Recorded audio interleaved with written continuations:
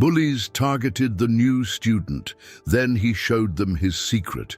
Imagine being the constant target of humiliation, mockery, and attacks just because you seem weak. Now, imagine that behind that silence, there's a secret powerful enough to turn the tables completely. That's exactly what happened to Jake, the new student at a school where bullies ruled without fear. From day one, he was ridiculed, pushed, and even humiliated in front of everyone. But what no one knew was that Jake had a past that could change everything. And when things reached their breaking point, he decided to show everyone who he really was. Have you ever wondered what happens when someone underestimated decides to fight back? Get ready for a story of revenge, resilience, and a shocking twist no one saw coming. Jake stepped off the school bus, gripping the strap of his backpack tightly. His eyes scanned the schoolyard, quickly analyzing the scene. Students gathered in circles, laughing, chatting, and throwing curious glances at the stranger who had just arrived. He took a deep breath. New town, new school, and from the looks of it, the same old problems. The first to notice Jake was Brandon, a tall guy with blonde hair and a smug grin. He was the leader of a group known for making others' lives miserable. Beside him were Tyler and Josh, his loyal followers. "Hey, new kid," Brandon called out, crossing his arms. "Did you come straight from kindergarten?" Jake didn't respond, just kept walking toward the school entrance. But ignoring them was the worst thing he could have done. Laughter and whispers spread through the hallways. "The weirdo doesn't even talk," Tyler mocked, nudging Josh. "Must be a coward." Jake already knew how this would play out. Every school he had attended, there was always someone trying to test the new kid. But this time, he didn't want to fight. He couldn't fight. All morning, whispers and giggles followed Jake everywhere. In the cafeteria, in class, even in the bathroom. He pretended not to hear, kept his head down.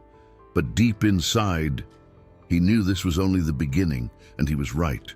By lunchtime, Jake had already accepted his new reality. He was officially the school's next victim. No matter where he went, eyes followed him. Snickers echoed behind his back. Someone even accidentally bumped into him in the hallway, almost knocking him over. He sighed, gripping his tray as he scanned the cafeteria for an empty table. That's when he heard it. "Hey, loser!" Jake ignored the voice, but it didn't matter. Brandon, Tyler, and Josh were already closing in. "You must be really brave," Brandon sneered, stepping in front of Jake. "I mean, walking into our school like you belong here? That takes guts." Jake said nothing. He tried to move past them, but Josh blocked his way. "You're being rude," Tyler said, shaking his head mockingly. "When someone talks to you, you answer." Brandon smirked. Maybe he's just scared. Jake clenched his jaw but kept his cool. He had promised himself no fights, no trouble. But then, before he could react, Brandon slapped the tray out of his hands. The cafeteria went silent as food splattered across the floor. People gasped, waiting for Jake's reaction.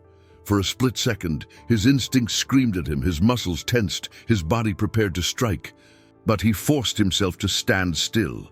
He just took a deep breath, bent down, and started cleaning up. The bullies burst into laughter. "Oh, look at him," Josh mocked. "So obedient." More laughter, more whispers. Jake swallowed hard. He knew what they wanted. They wanted him to lash out, to fight back, to give them an excuse to humiliate him even more. He wouldn't give them that satisfaction. But as he picked up his spilled lunch, he had no idea that someone was watching him closely. Someone who knew exactly who he was and what he was capable of. Jake held his breath as he cleaned up the mess, his hands tightening into fists. He could feel the cafeteria's eyes burning into him, some filled with pity, others with amusement. He wanted to fight back. His body ached to move, but he couldn't. Not yet. Brandon leaned down, voice dripping with mockery. "Good boy," he whispered. "Maybe next time I'll let you keep your food." With that, the bullies walked away, laughing. Jake sat down at an empty table, his appetite gone. He stared at his hands, hands that had once been feared in the cage, hands that had been trained to fight. You can't fight back. You can't lose control again. The words echoed in his head like a warning. He had made a promise to himself and to someone else, and he wasn't going to break it. But the universe had other plans. The bullying didn't stop. Every day it got worse. They shoved him in the hallways, locked him inside bathroom stalls, stole his books, left nasty messages in his locker. And the worst part, no one did anything. Teachers turned a blind eye. Other students laughed or looked away, too scared to get involved. Jake took it all in silence, until the day they pushed too far. It was after school, behind the gym. Jake had just left detention, punished for talking back to a teacher after being blamed for something he didn't do. He was exhausted. He just wanted to go home. But Brandon, Tyler, and Josh were waiting for him. "Hey, tough guy," Brandon called out, stepping into his path. "You've been quiet lately. We don't like that." Jake exhaled slowly, trying to walk past them. Tyler grabbed his backpack and yanked it off his shoulder. "Oops, looks like you dropped something." Josh chuckled. "Maybe we should teach him some respect." Brandon smirked. "Or maybe he just needs a little encouragement." And then Tyler punched him, a hard, unexpected blow to the stomach. Jake staggered back, pain shooting through his ribs. He gritted his teeth, forcing himself to stay still. Don't react. Don't fight back. But they weren't done.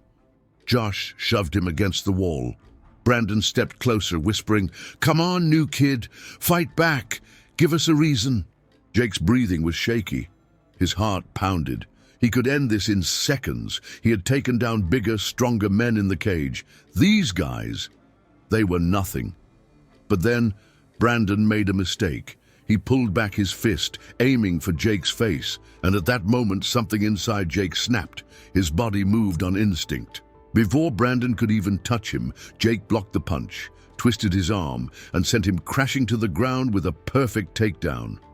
The world seemed to stop. Tyler and Josh froze. Brandon gasped in shock, pain flashing across his face. Jake took a slow step back, his hands still curled into fists. His heart raced. He hadn't meant to do that, but it was too late. The secret was out, and someone had seen everything.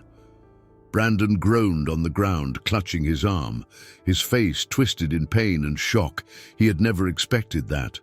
Tyler and Josh stood frozen, their brains struggling to process what had just happened. Jake, the quiet, weak new kid, had dropped their leader like he was nothing. Jake took a step back, his mind racing. I shouldn't have done that. He had broken his own rule. He had promised himself no fights, no trouble, but now the damage was done. Josh helped Brandon to his feet. "What the hell was that?" he muttered, eyes darting between Jake and his fallen friend. Brandon glared at Jake, anger replacing his shock. "You're dead," he spat, wincing as he tried to move his arm. "I don't know what kind of trick that was, but you're gonna pay for it." Jake stayed silent. He had no intention of fighting again. But something in Brandon's expression told him this wasn't over. And then a voice broke the tension. "Nice move." Jake turned, and his stomach dropped. Standing a few feet away was Noah Carter, the captain of the school wrestling team. And he had seen everything. Jake wanted to disappear. As he walked through the school hallways the next day, everything felt different. People whispered when he passed. They stared at him like he was some kind of mystery. Even the teachers seemed to look at him differently. The only ones who didn't seem impressed, Brandon and his crew. Jake could feel their burning glares from across the cafeteria, but they didn't approach him this time. Not yet. Instead, Noah Carter did. "Hey," Noah said, dropping his tray on Jake's table. "You got a second?" Jake hesitated but nodded. He already knew what this was about. Noah smirked. "You're not just some random new kid, are you?" Jake stared at him. "I don't know what you're talking about." Noah leaned forward. "Dude, I saw what you did to Brandon. That wasn't just luck, that was a trained takedown. Where'd you learn that?" Jake clenched his jaw. He didn't want to answer, but then Noah pulled out his phone, tapped the screen a few times, and turned it toward Jake. Jake's blood ran cold, because on the screen was him, an old fight video. His fight. The title. Jake Dalton, MMA's youngest rising star. The views, over 1 million. And now, Noah was staring at him like he had just uncovered the biggest secret in the world. "Dude," Noah grinned, "you used to be famous." Jake's heart pounded as he stared at the phone screen. The video showed him, 3 years younger, inside an MMA cage, knocking out an opponent with a brutal spinning kick. The referee raised his hand in victory. The crowd roared his name. And now, sitting in a high school cafeteria, trying to live a normal life, his past had caught up to him. Jake looked up at Noah, who was grinning like he had just found buried treasure. "So?" Noah pressed. "What's the deal? You used to fight, and now you're just, what, laying low?" Jake exhaled slowly. He couldn't deny it. There was proof, but he also couldn't tell the full story. "It was a long time ago," Jake muttered. "I don't fight anymore." Noah scoffed. "Yeah, tell that to Brandon's arm." Jake shot him a glare. "That wasn't a fight. I just defended myself." "Whatever you say, man," Noah said, smirking. "But you might want to watch your back. Brandon's got an ego the size of this school, and now, thanks to you, it's broken." Jake already knew that. He could feel it. Brandon wasn't done with him, and he was right. That afternoon, as Jake was leaving school, Brandon, Tyler, and Josh were waiting. Only this time they weren't alone. 4 new guys stood beside them, bigger, older, stronger. These weren't just high school bullies, they were fighters. Jake slowed his steps. This was different. Brandon grinned, his arms still stiff from the previous day. "You thought you were real tough, huh?" he sneered. "Dropping me like that in front of everyone?" Jake stayed silent. Brandon gestured to the older guys. "Meet my friends. They train at my uncle's gym, real fighters, not some washed-up kid living off his past." One of the fighters cracked his knuckles. "He's the one you were talking about? Doesn't look like much." "Yeah," another laughed. "I thought you said he was dangerous," Brandon smirked. "Oh, he was dangerous, but now I think we're about to fix that." Jake's jaw tightened. He didn't want to fight, but this time it wasn't his choice. One of the fighters rushed at him. Jake's instincts screamed. Years of training took over. In a blur, he sidestepped, grabbed the guy's wrist, and twisted it into a brutal arm lock. The fighter let out a pained grunt as his knees buckled. The others hesitated. Jake's eyes darkened. His stance shifted. His muscles relaxed into the familiar rhythm of combat, and for the first time in years, he let himself feel it again. The fight, the control, the power. Brandon took a step back, his confidence cracking. Jake exhaled, looking at all of them. His voice was calm, but deadly. "You don't want this." Silence. And then, Brandon's mask slipped. Beneath the arrogance, the anger, the bullying, was fear. Because he finally understood. Jake wasn't just some kid. He was something else entirely. The group stood frozen, eyes locked on Jake. The fighter in his grip gritted his teeth, wincing in pain. Jake could break his arm in seconds, but he didn't. Instead, he let go.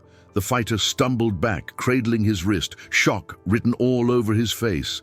The other guys, Brandon, Tyler, Josh, didn't know what to do. Jake took a step forward, just one, and suddenly no one wanted to be near him. "I told you," Jake said, his voice calm but sharp as a blade. "You don't want this."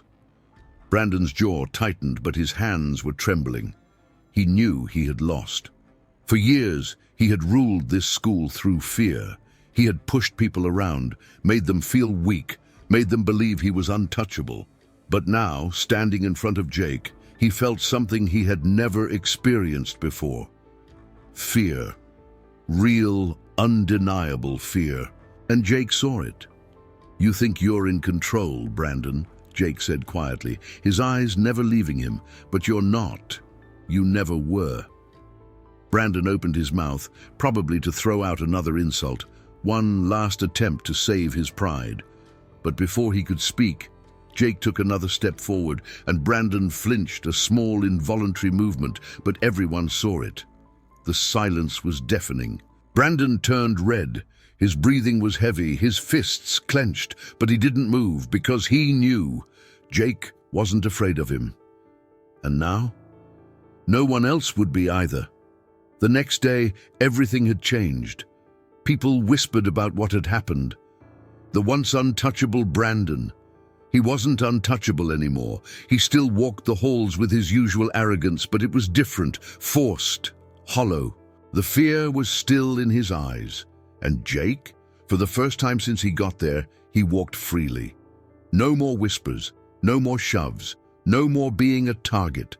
Because now they all knew the truth, and no one would ever underestimate him again. That afternoon, Noah caught up with him. "You know," he said, smirking, "you could do a lot more than just scare some bullies." Jake raised an eyebrow. "What are you talking about?" Noah grinned. "Our school's got a wrestling team. You ever think about getting back into competition?" Jake hesitated. He had left that life behind. But deep inside, he knew the truth. When he fought Brandon's guys, it felt right. It felt like home. Maybe it was time to stop running from who he really was. Maybe it was time to step back into the cage. Jake stared at Noah, his mind torn. Get back into competition. The thought sent a rush of adrenaline through him, but at the same time, "I don't fight anymore," Jake muttered. Noah scoffed. "Yeah, sure. You just accidentally took down a trained fighter yesterday." Jake sighed, shaking his head. "That was different." Noah folded his arms. "Was it? Or is that just what you keep telling yourself?" Jake didn't answer, because deep down he knew the truth. He missed it, the fight, the discipline, the rush. Noah smirked. "Look, man, you don't have to decide now, but just think about it." And with that, he walked off, leaving Jake alone with his thoughts. Over the next few days, everything changed. Brandon and his crew, they left Jake alone, completely. No more stares, no more whispers, no more games. It wasn't just fear, it was respect. Jake had earned his place, and the rest of the school, they saw it too. For the first time since he got there, students started talking to him, asking him about his past, about MMA. Some even asked for advice, and Jake, for the first time in years, he didn't feel like an outsider. Then one afternoon, as he was leaving school, Brandon appeared. Jake tensed, ready for another fight. But something was different. Brandon didn't have his usual smirk. He didn't look angry, he just looked tired. After a long pause, he muttered, "Look, man, I was out of line." Jake blinked. Did Brandon just apologize? Brandon sighed, rubbing the back of his neck. "I messed up. I'm not saying we got to be friends or anything, but yeah, I was a jerk." Jake studied him for a moment. He didn't need revenge. He had already won, so he just nodded. "Yeah, you were." Brandon let out a dry chuckle. "Fair enough." Then, after a beat, he asked, "So you really used to be a fighter?" Jake smirked. "Still am." Brandon hesitated, then nodded, and for the first time he walked away without trying to prove something. That night, Jake sat in his room, staring at an old MMA poster on his wall. Noah's words echoed in his head. "You ever think about getting back into competition?" He had spent so long running from who he was. But now, maybe it was time to stop running. Maybe it was time to step back into the cage. And this time, he wasn't doing it to fight his past. He was doing it to own his future.